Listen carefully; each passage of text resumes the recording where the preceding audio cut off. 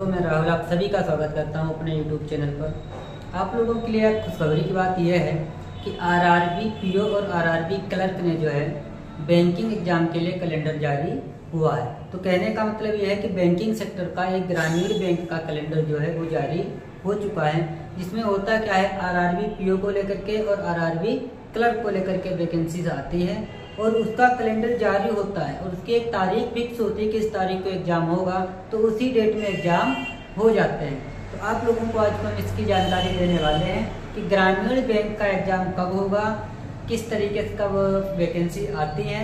उसके अलावा यहाँ पे एग्जाम जो होते हैं प्री और मेंस, दो तरीके से एग्जाम होते हैं। प्री होता है, मेंस होता है और इंटरव्यू भी होता है। लेकिन आपको याद रखना है कि जो आरआरबी क्लर्क का एग्जाम होता है उसमें इंटरव्यू नहीं होता है और आरआरबी पीओ का जो होता है उसमें इंटरव्यू भी होता है। तो शुरुआत करते हैं हम आप लोगों के लिए, बताते हैं कि आरआरबी पीओ और आरआरबी क्लर्क क्या है। आपको हम बता दें कि आरआरबी की तरफ से एक कैलेंडर जारी हुआ है। क्या जारी हुआ है? कैलेंडर जारी हुआ, जिसमें आपको मिलते हैं आरआरबी क्लर्क और पीओ की वैकेंसी। काहे की मिलती है? आरआरबी क्लर्क और पीओ की वैकेंसी मिलती हैं। अब आपको हम बताते हैं इसमें वैकेंसी दो तरीके से आती है आरआरबी में। इसका मतलब होता है आरआरबी का मतलब होता है कि जो ग्रामीण बैंक होते हैं हमारे ग्रामीण बैंक जो होती है उसमें हमारी वैकेंसी आती है ग्रामीण बैंक में। तो उसमें जो है हमारी कितने पद होते हैं, उसका एग्जाम होता है। इस तरीके से कुछ डिटेल हम आपको आज बताने वाले हैं। कहने का मतलब यह है कि आरआरबी में एक एग्जाम होता है हमारा क्लर्क का और दूसरा एग्जाम हमारा होता है पीओ का। क्लर्क और पीओ में फर्क होता है। आप जब क्लर्क का एग्जाम देते हैं या पीओ का एग्जाम देते हैं, प्री में कोई दिक्कत नहीं होती। प्री में क्या होता है, दोनों चीजें सेम होती है। तो आपको अगर हम बता दें क्लर्क में हमारा क्या होगा, क्लर्क में हमारे दो एग्जाम होते हैं। क्लर्क में हमारा एक एग्जाम जो होगा प्री होगा, एक प्री होगा और एक एग्जाम जो है हमारा मेंस का होगा। ये होता है हमारा क्लर्क में।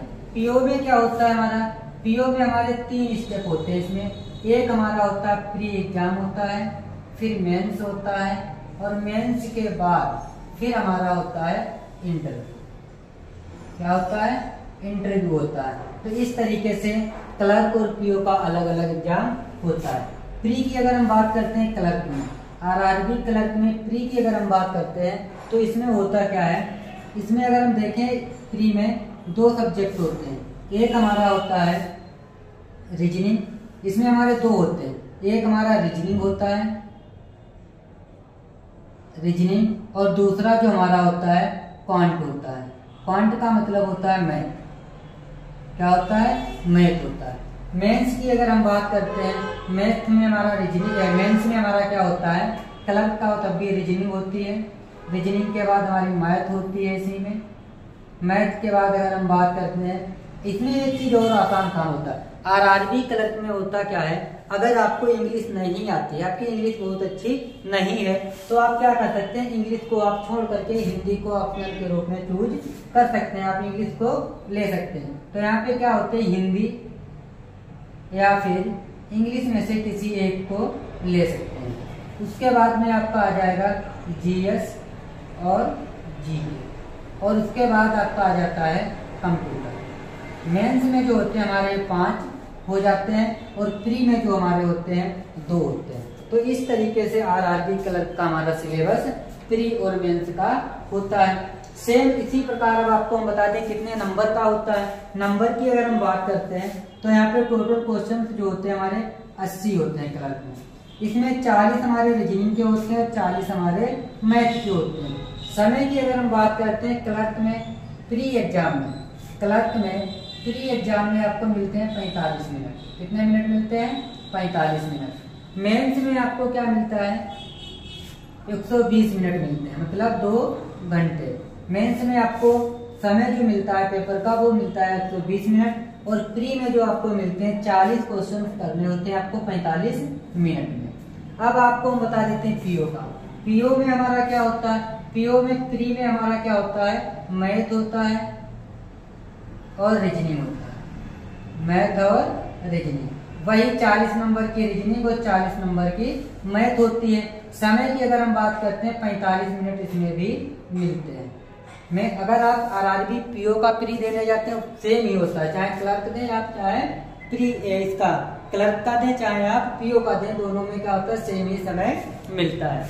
उसके बाद अगर हम बात करते हैं मेंस में वही मेन सेम होते हैं, मैथ होती है, इंग्लिश रीजनिंग होती है, उसके बाद इंग्लिश या फिर हिंदी में से किसी एक को आप ले सकते हैं, उसके बाद कंप्यूटर आप ले सकते हैं, कंप्यूटर होता है इसमें। कंप्यूटर के बाद अगर हम बात करते हैं जीएस और जीके, ये 5 हमारे मेंस में भी पीओ में भी होते हैं। उसके बाद जब आप प्री क्वालिफाई करेंगे, प्री के बाद इसमें समय की बात करते हैं तो 120 मिनट इसमें भी मिलते हैं। आप मेंस पास करेंगे तब जाकर आपका होगा इंटरव्यू। जब आप इंटरव्यू भी क्वालिफाई करते हैं तब आप पीओ में सिलेक्ट माने जाते हैं। लेकिन क्लर्क में क्या है, इंटरव्यू नहीं है तो यहाँ पे प्री होता है, प्री के बाद मेंस होता है, उसी में मेंस में देख करके कट ऑफ बनाई जाती है। तो आपको हम बता दें कट ऑफ जो हमारी होती है प्री को लेकर के नहीं बनाई जाती है। प्री सिर्फ इसलिए होता है कि कितने लोग मेंस का एग्जाम देने वाले हैं, तो कट ऑफ जो हमारी बनती है फाइनल वो कट ऑफ बनती है हमारी मेंस के एग्जाम को देखकर।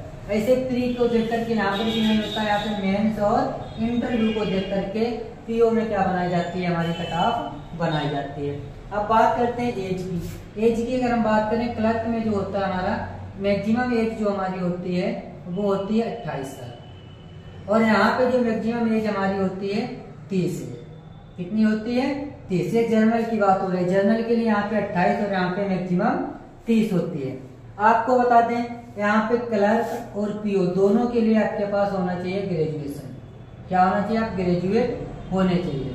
अगर आप ग्रेजुएट हैं, चाहे बीए किया हो, बीएससी किया हो, बीकॉम किया हो, बीटेक किया हो, कुछ भी आपने किया है तब जाकर के आप इसमें क्या कर सकते हैं, फॉर्म अप्लाई कर सकते हैं। अब अगर हम बात करते हैं कि अगर नोटिफिकेशन आया है, अगर नोटिफिकेशन नहीं आया मतलब अगर अभी क्या बोलते हैं उसको कैलेंडर जारी हुआ है तो उसमें ये भी तो दिया होता है कि एग्जाम हम कब कराएंगे। तो एग्जाम की जो बात करते हैं इन दोनों की, क्लर्क और पीओ की अगर हम बात करते हैं तो प्री का एग्जाम जो इसका होगा वो हमारा होगा अगस्त में। कब होगा? अगस्त में इसका भी होगा, और पीओ का भी एग्जाम जो हमारा है वो भी अगस्त में होगा।